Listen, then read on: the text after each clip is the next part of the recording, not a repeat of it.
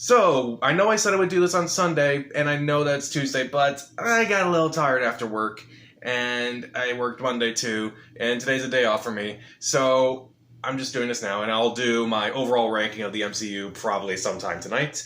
So, welcome to my spoiler video for Shang-Chi and the Legend of the Ten Rings. I hope you've seen it. If you haven't seen it, go see it. It's breaking a ton of records, not just for a pandemic, but for Labor Day weekend.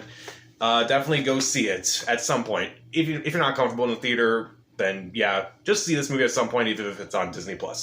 So I'm going to try to go through this movie pretty much as a whole, kind of go in order, scene by scene. Not really like an analysis or anything, but like just kind of talk as long as I can about this movie and like what I really enjoyed about each scene or what I didn't like about each scene. So let's just dive right into it.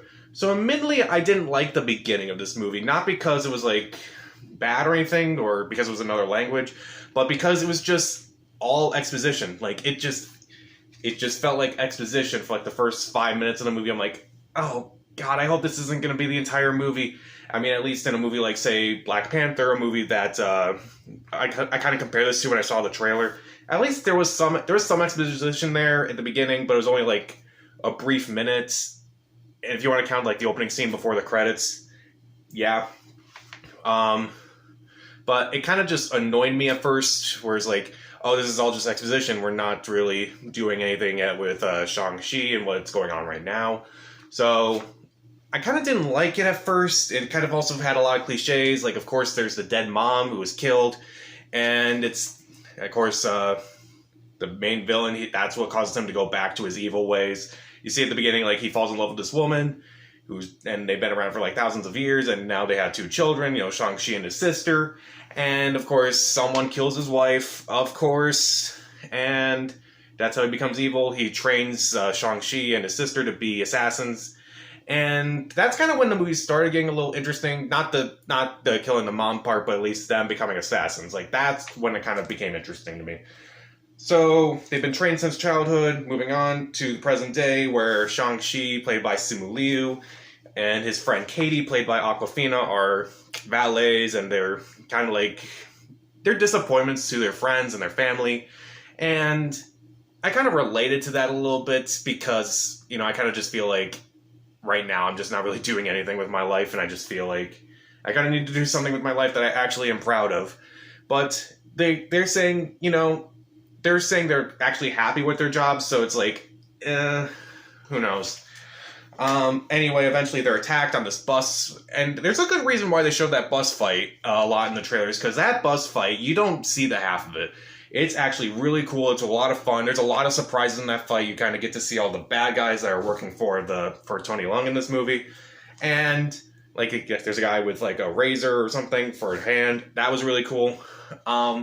The fight choreography in these scenes are really awesome. What I didn't really care for in this scene was some of the comedy in this scene just didn't work for me. Like there was a joke where this guy is streaming it. Like it didn't work for me. At first, it was like that's kind of funny. Like that's probably what someone would do in a situation like this. But it kind of keeps going back to that guy, and it just kind of got annoying after a while. It's like, okay, we get it. Move on. I want to see this fight. This fight is awesome. Don't cut back to that guy. And they do multiple times, and it was kind of annoying to me. So anyway, that's when Katie learns that Shang-Chi, who was going by Sean this entire movie, for the last few years at this point, and he basically tells him, yeah, I was actually trained as an assassin. My name's also not Sean, it's Shang-Chi. So eventually he has to go to Macau to find his sister, because they have this little trinket that's around their necks. And their dad, who's the main villain, he wants to use them for some reason, which I'll explain later. And eventually they get to Macau, and eventually they run into this underground fight club, which, of course, is run by his sister, because of course it is. Also, this scene is kind of disappointing to me, because they kind of show it at the end of the second trailer. You see Wong and Abomination fight at some point. Yeah, you basically saw it in the trailer. There's really nothing new about it. The only thing you do know is that Wong won, and that's it. There's really no reason to bring Abomination in this movie. I don't know why they did. It was just pointless to me. So, anyway, they're attacked by the Ten Rings again. It leads to another really cool action scene on a skyscraper.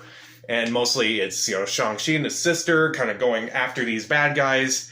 Katie kind of throws it in by distracting them by singing Hotel California, which is a callback to another joke from earlier.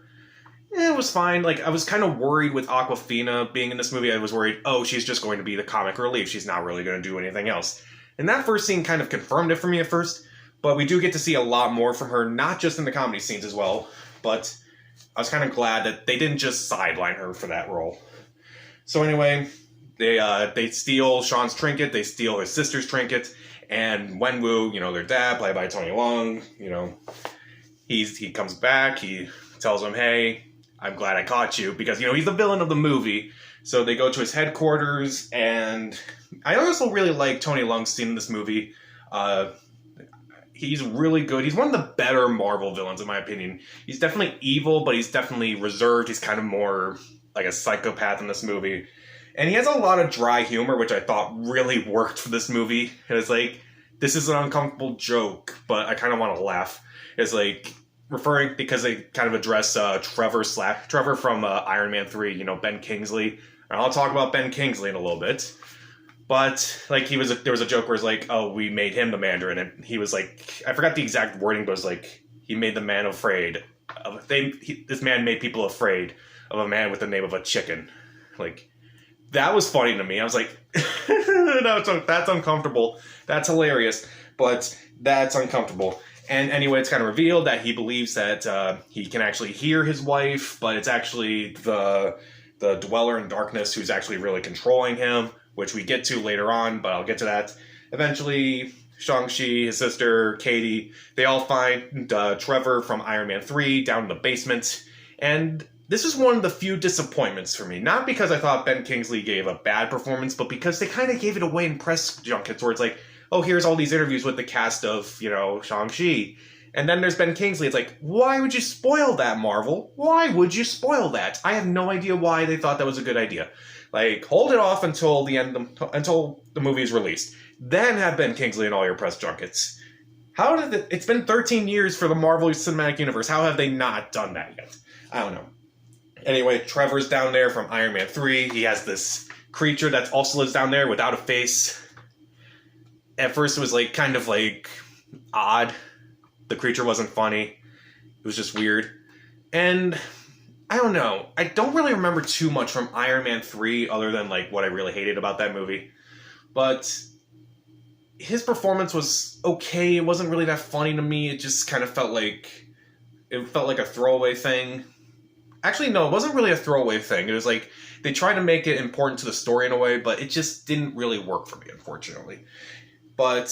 And you kind of see him in battle at one point, and there was this kind of insensitive moments in this movie, which I kind of wish they didn't do. Basically, it has this this tracking shot of this of all the people who have unfortunately died at the end battle, and that creature comes up to Ben Kingsley, and he's upset that he's dead, but Ben Kingsley's like, no, actually I'm acting, just play along, and the creature does. It's that's funny, but is that really a good time to do it, Marvel? I mean, I'm going to talk about that a little bit more in my overall ranking video with the MCU movies, but I just kind of wish they would stop doing, jokes after serious scenes, or in this case, in the middle of serious scenes. I just don't think it works anymore. So anyway, they go to the Village of the Ten Rings, and that's when they run into Michelle Yeoh, who makes her first appearance in this movie. She makes her first appearance an hour into this movie, unfortunately. Which, I was kind of worried. It's is this going to be her only scene? I hope it's not. And it really isn't, because she's she kind of does a little bit more exposition, which is fine. She kind of explains, the Dweller in Darkness and the Great Protector, which is this dragon. And, the Dweller in Darkness is in the sealed gates that's blocked, but Wenwu, he basically believes his wife is still alive and behind that gate. So that's kind of why he kind of has those two trinkets. He's going to take those two trinkets to kind of open those gates. And no, actually, he doesn't do that to open the gates. I forgot about that. He uses something else. He uses them to open something else, but he now believes that his wife is behind the gate. So that's his main goal, to open the gates and get his wife, even though his wife is dead. It's obvious that she's dead, but whatever. And again, we learn that the Dweller in Darkness has been influencing Wenwu this entire time. Again, it feels more like exposition. a lot of this does feel like exposition, but I just feel like a lot of movies these days is just exposition. So, I don't know. Anyway, they have this training scene. Aquafina becomes, Hawkeye essentially. Not as skilled as Hawkeye, but at least she just has a bow and arrow. So, at least she's not on the sidelines, kind of trying to make jokes throughout the entire movie, so I'll give her that. Again, Aquafina's actually really good in this movie. I was still concerned about the use of her. Thought she was just going to be the comic relief throughout the entire movie. And thankfully, she just isn't. She has action scenes. She's actually training. She's actually, commits to the final battle. It's actually really cool. I actually really liked her in this movie, so I'll give her that. And a lot of the action scenes, they feel like they're inspired by a lot of movies, particularly like Crouching Tiger, Hidden Dragon. Not just because, Michelle Yeoh's in the cast or anything, but you can definitely tell that a lot of it is based on that, and maybe a little bit of like Matrix and such. And, I kind of mentioned this in a few movies from the last year, like The Old Guard, Mulan, where they had directors that weren't really that skilled with action movies at that point. And they kind of brought them in, and the action scenes were either cut away or were just standard. And Desmond Daniel Cretton, who directed this movie, he's directed Just Mercy, Short Term 12, Glass House, all movies with Brie Larson, surprisingly. I'll talk about her in a little bit, too. So when I saw this movie and I saw all these action scenes, it's like, oh, that is actually really cool. His action scenes were well directed. They were well choreographed. And it's like, yeah, you can get directors who haven't had that background yet, who can really do this. And, it kind of made me think back to, like, those other movies like Mulan and Old Guard, where it's like, you kind of need more practice. But here, you wouldn't imagine that this was his first action movie. You just wouldn't. So that was really cool. So anyway, let's get back to the movie. Wenwu and the Ten Rings arrive, and Wenwu and Shang-Chi have this big fight, and during this, Wenwu tries to open the gates, and unfortunately he releases the Dweller in Darkness because we knew that was going to happen, and eventually Wenwu saves Shang-Chi, he gives him the 10 rings, and that's when the Dweller in Darkness, kills Wenwu, and we're kind of believed to think that Shang-Chi is dead, but then he meets the Great Protector, the underwater dragon, who saves him, and yeah, it just kind of feels like another generic Marvel battle, unfortunately, with all these big, bombastic visual effects. Even though I did praise the visuals in this, in my original review, I guess, like, looking back, it's not like the visuals are bad by any means. I just feel like the choreography was a lot better, the action sequences were a lot better, the fight scenes were better, just maybe not visually impressive yet. So that's something that the director needs to work on a bit if he returns for Shang-Chi 2, which I'm guessing they're going to fast track. So anyway, they kill the Dweller in Darkness, and things seem to be safe. Things seem to be safe right now. Shang-Chi now has the 10 rings. He's going to be in control of them, even though he has no real use of practice of them yet. And then, which I'll address later. Then eventually, gets to like right before the credits. Shang-Chi and Katie are back in San Francisco, and they're kind of talking to the friends who were kind of like rude to them earlier about how it's like, oh, you don't have a real job. It's like, hey, we did this amazing thing. It's like, yeah, that didn't happen. It's like, can't you just be happy for them for once? Also, are Shang-Chi and Katie a couple at this point? I feel like they are, but they didn't we know they're best friends, but they didn't. I kind of assumed that they would get together, I guess. I don't know. I'd ship it. Why not? So anyway, Wong summons them to come talk about something, and then then that's the end of the movie, basically. Then it cuts to the mid-credits scene where Wong is talking to them about the 10 rings. It's like, this is something we've never seen before. This is some kind of magic we've never seen before. He also happens to be talking to Bruce Banner, who's now reverted back to Bruce Banner. I don't know how. Does this movie take place, I don't know, I'm just really confused about the Marvel timeline at this point. Like, does this take place after the snap or after they returned? I don't know. But anyway, we see Mark Ruffalo again as Bruce Banner. We also see Brie Larson return as Captain Marvel both for thankless cameos, basically. And because Brie Larson has worked with this director before, it's not really that surprising when you think about it. It's just like, oh yeah, that was oh right, you're in this movie, and you're probably the reason why you got hired for this movie. But hey, you did a great job, so I'll let it slide. So anyway, to kind of talk about that, it's like we could talk about this more, or we could go do karaoke with Wong where they sing Hotel California again, which is another callback to that joke, which was fine.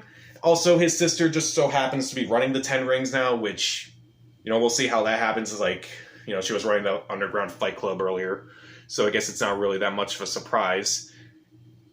So, I don't know. Those are my thoughts on the movie as a whole. I feel like with these spoiler takes, I'm not really giving my overall thoughts. I'm just more recapping the movie. So I'm trying to like get better practice at that. Is there another movie coming out soon where I could do a spoiler take? Probably, but we'll try.